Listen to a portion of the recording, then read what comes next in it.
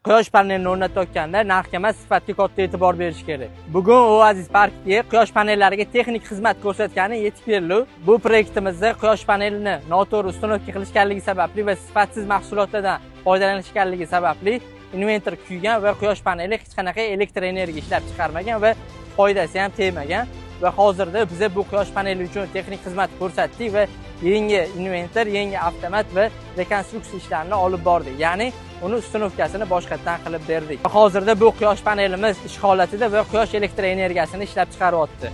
Har doim quyosh elektr stansiyasini o'rnatayotganda narxga emas, sifatga e'tibor qilish kerak, chunki quyosh elektr stansiyasi sizga hech qanaqa muammosiz 30 yil ishlab berish kerak bo'ladi. Va bu xizmatni Premium Green Energy kompaniyasi sizga taqdim etadi. Biz sizga sifatli mahsulotlar va sifatli ustanovka xizmatini taklif etamiz. Va albatta, qo'shimcha texnik xizmatlar ham mavjud, ya'ni quyosh panelini yuvish va unga texnik xizmat ko'rsatish. Siz ham dacha, xonadon yoki korxonangiz uchun quyosh elektr stansiyasini o'rnatmoqchi bo'lsangiz yoki texnik xizmat kerak bo'lsa, hoziroq bizga murojaat qiling va bepul konsultatsiyaga ega bo'ling.